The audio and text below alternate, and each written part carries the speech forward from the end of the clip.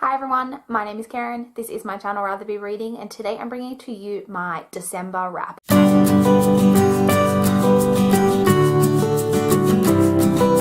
Happy New Year everyone! This is the first video that I am filming in 2018. It is the first here in Australia. I think there are still some places where it hasn't quite reached the new year, I think, which is really strange considering that it's 5 p.m. here in Australia on the first day, so we're almost all the way through the first day. But this is my December wrap up. I had a pretty decent reading month in December. I didn't get to everything I wanted to get to, which is a little bit disappointing, but I did still have a pretty good reading month. So as always, we'll start off with my statistics. So I read a total of 21 books, which was made up of 17 novels and 4 novellas. I read 14 books in physical copy, I read 4 ebooks, and I listened to 3 audiobooks. And of the, excluding the audiobooks, once again, I read 15 books that I own and only 2 from the libraries. That's a pretty good statistic for me this month. I read a total of 6,529 pages, which averaged out to 211 pages per day, so I'm really happy with that. The longest book that I read was 503 pages, and the shortest was 48, which was one of the novellas. I think 2 of the novellas I read were like around the 150 page mark, so weren't too short, but then I did read like 2, I think they were both quite short. The highest star rating that I gave in the month of December was I gave 2 different books 5 stars in the month of December, which was really exciting because if you've been watching my channel, you know that I have had very few 5-star reads in 2017. In fact, these 2 were only like the second and third books that I marked as 5 stars in the whole year that weren't rereads. But then my lowest star rating that I gave in the month, I gave 3 different books a 1.5 star rating in December. So it was a very kind of like up and down reading month. So my average star rating for the month averaged out to 3.24 stars.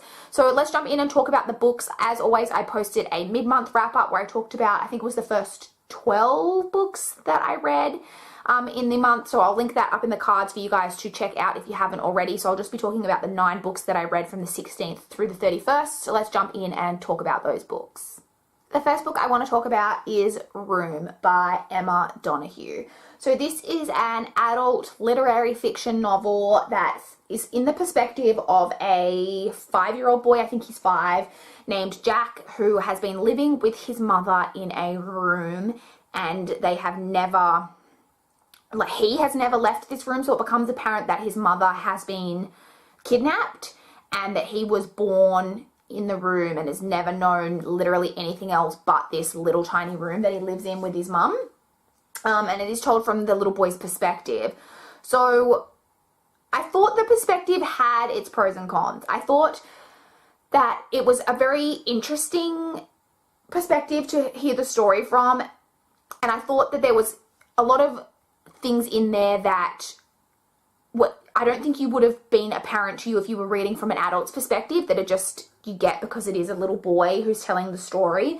But I did think that his perspective could have been, it was a little inconsistent. Like sometimes he seemed really intelligent, and then sometimes he was like really like under where I would expect him to be for his age. So, and I guess maybe that kind of could come just with the fact that he has been living in captivity his entire life, but it was a little bit like hit or miss, and the writing style did take a little bit to get used to. Overall, I thought this was a really interesting, kind of important story, but I just didn't feel a lot for it, if I'm being honest. In the end, I gave this 3.5 stars. However, I did just want to mention that I have, since I finished this, I've watched the movie adaptation with Brie Larson, and I gave that 4.5 stars. It's one of the rare occasions where I think that the movie is better than the book. I thought that the movie was really excellent. Brie Larson, I have always really liked Brie Larson, but her performance in this movie is amazing. Like, there's a reason she won an Oscar for this role. Like, it was amazing, and I really did enjoy the movie, but the book was just okay for me.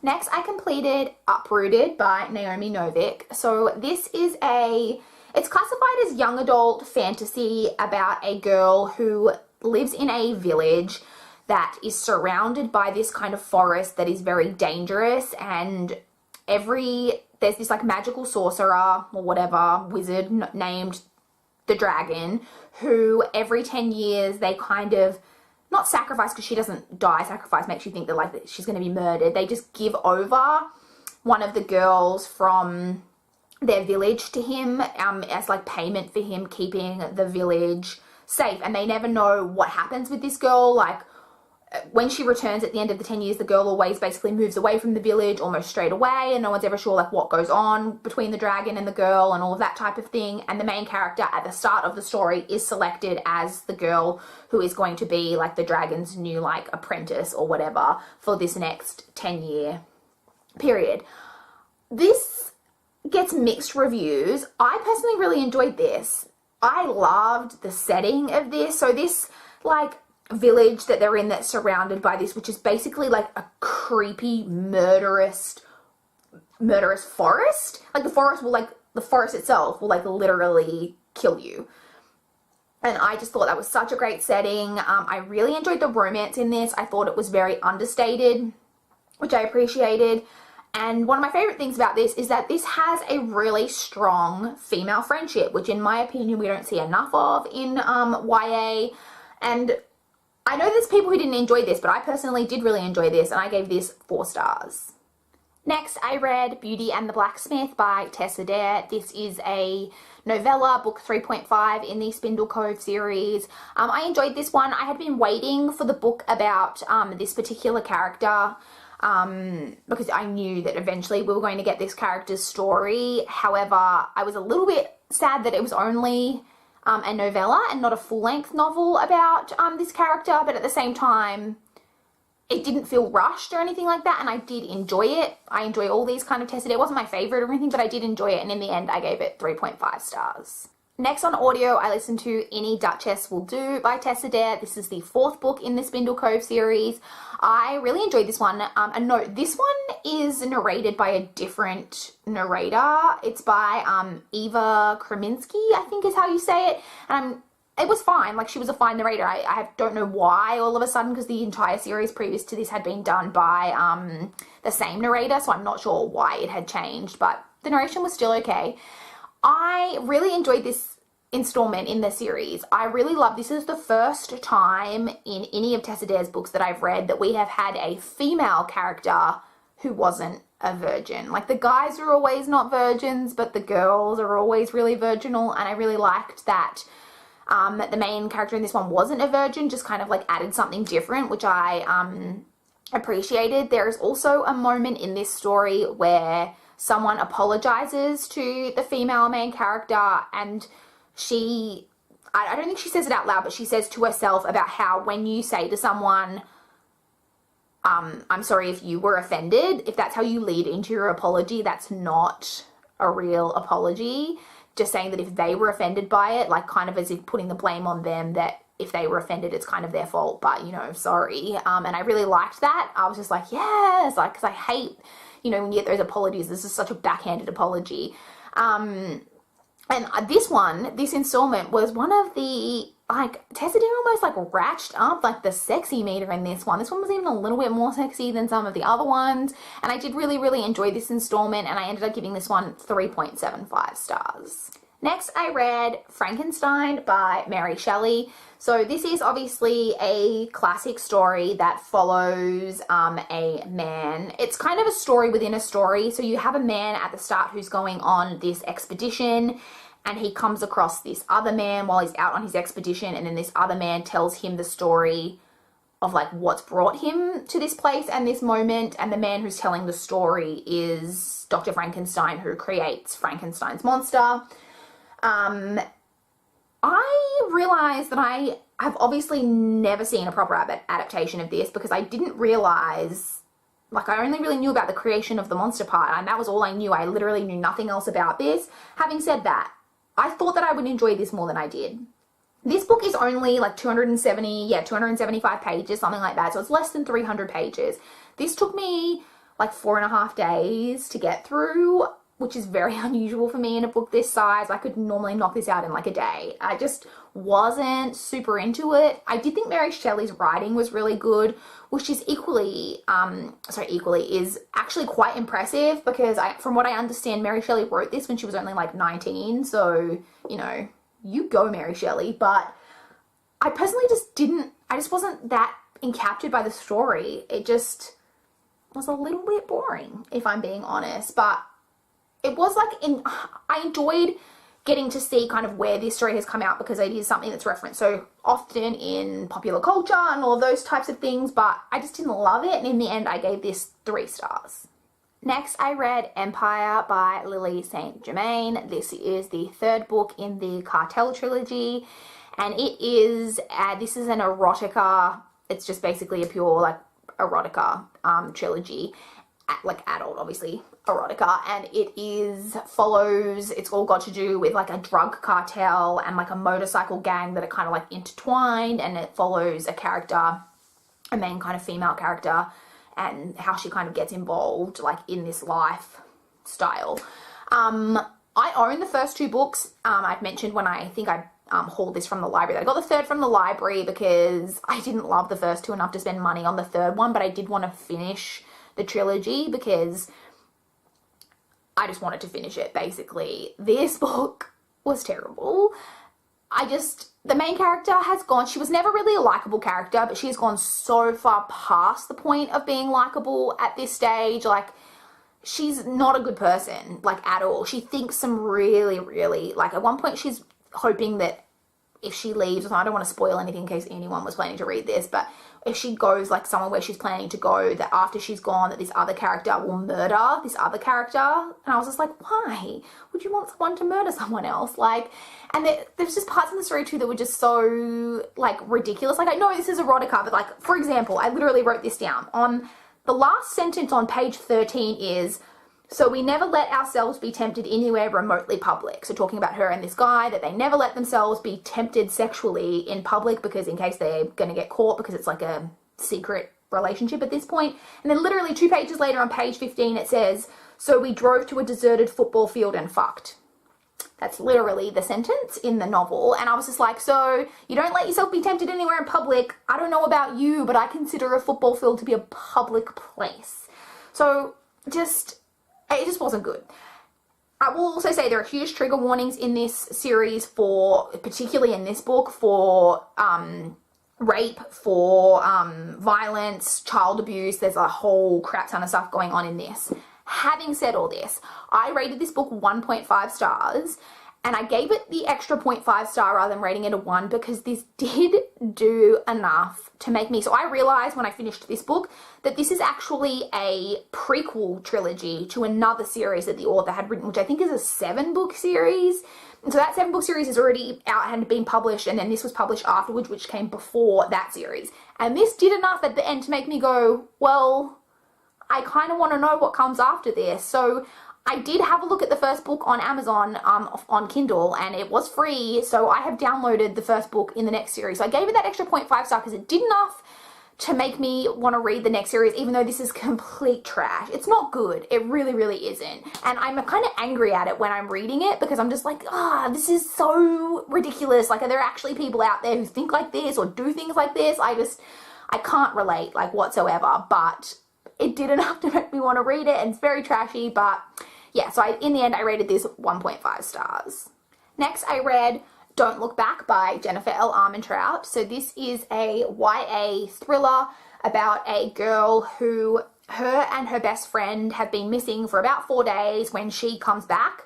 However, she's got no memory, and not just of what happened, why she went missing. She doesn't remember her life. She's got like complete like amnesia, doesn't know anything about her life, blah, blah, blah. She starts to think that... And also her friend hasn't come back. Her friend is still missing. She obviously doesn't know what happened to her friend, why they went missing, what happened, why she's come back, where her friend is, etc. She starts to feel like maybe she's glad that she's got amnesia, because it starts to become pretty evident to her that she was not a nice person, and that her and her best friend had a very kind of like a toxic friendship, all of those types of things. And then you're just basically trying to unravel the mystery of what happened to her and her best friend, why her best friend's still missing, blah, blah, blah. This was enjoyable. I love any of these kind of like YA thriller type things. I did find this extremely predictable. It was very evident to me how this was going to turn out, but I can't really take points away from that, because I do very often guess the outcome of thrillers. I will say that I didn't think the writing in this was the best, but it was a very like quick, easy, addictive read. I also thought that Jennifer Larmentrout did a really good job with writing an unreliable main character in this. Obviously with the main character having the amnesia and not knowing what's going on, and she's experiencing a lot of stuff's going on because of this accident that she's been in, and you know, there's a lot going on, and I thought that she did really well with that. And so this had some problems. It's very like tropey kind of like YA thriller, but I did really enjoy it. So in the end, I rated this 3.75 stars. Next, I read The Sky is Everywhere by Jandy Nelson. So this is a young adult contemporary that follows a girl whose sister has recently passed away unexpectedly, and it's basically about her dealing with her grief, and then through that she starts to have kind of, I don't want to say a relationship, but she starts to have these feelings towards her her deceased sister's boyfriend, and then also there's kind of this romance going on with this new boy at her school. And it's about her like kind of conflicting emotions and her grief and all of this stuff kind of that's going on in her life. This was really good.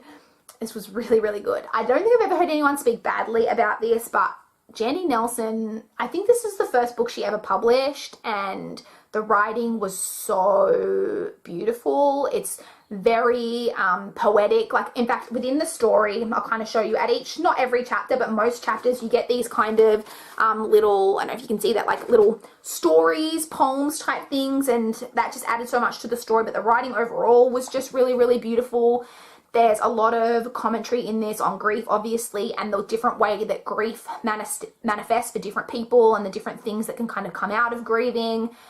I love all that type of commentary in stories. I do just want to, as an example of the writing and how beautiful this is, I wanted to read you one quote that really particularly hit home for me while reading this. It is a longer quote, but I just wanted to give you an example. So it says, "My sister will die over and over again for the rest of my life. Grief is forever. It doesn't go away. It becomes part of you, step for step, breath for breath. I will never stop grieving Bailey because I will never stop loving her. That's just how it is. Grief and love are conjoined. You don't get one without the other. All I can do is love her and love the world, emulate her by living with daring and spirit and joy." And like, just even that type of commentary on, like what she says, that grief and love are so conjoined. The reason you grieve is because you loved. And it's just, I don't know why stories like this hit so like home so hard for me. I have lost grandparents, but I've never lost anyone that was like kind of went before their time, like so to speak. And I don't know if maybe like in a past life I have lost a sibling or a parent like well before their time or something, because stories like this just, they absolutely slay me. I thought this was beautiful and I just really, really loved this, and I gave this 5 stars. And the final book that I read in December and in 2017 as a whole was The Casual Vacancy by J.K. Rowling. So this is J.K. Rowling's first novel, I believe, that she published after the Harry Potter series. So this is an adult literary fiction that follows basically, it's set in like this small town in the UK where a man dies like kind of suddenly.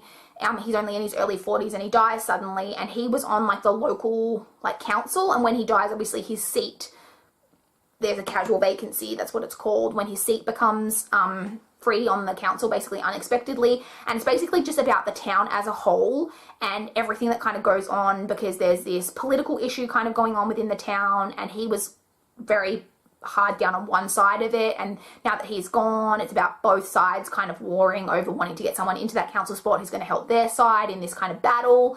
That's the kind of overall gist. It goes a lot deeper into a lot of like issues with people and stuff in the town.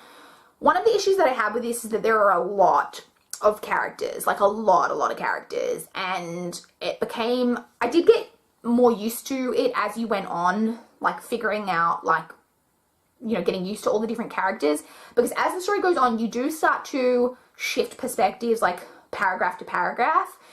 And because it's not told in first person or anything, so it is pretty clear who's speaking, I will say, because she always, like, the name is always, it'll say, like, you know, Crystal, blah, blah, blah, blah, blah. So you know that it's Crystal kind of that we're talking about. So, and like, J.K. Rowling knows how to write. Like, she is a good writer. Having said that, I just didn't enjoy this. It's very long. This is over 500 pages. It's long, it's kind of dull, and like I said, there's a lot of characters. There's some really interesting commentary in here there is on just society and like different social issues and things like that come up. There's some representation in here in particular for OCD and a character who suffers with like compulsive thoughts and things like that, but it just was dull. I didn't think it was very interesting, and I was kind of bored while I was reading it, and it's very depressing. It's a very depressing story, but the writing is great. So in the end, I was kind of mixed on my feelings for this, but in the end I gave this 2.5 stars. So those were the books that I read in the month of December. I would love to chat in the comments down below if you've read any of these books, if you had any thoughts. How did your guys' December reading month go? Did you manage to get through everything you wanted to finish before the end of 2017? I would love to know.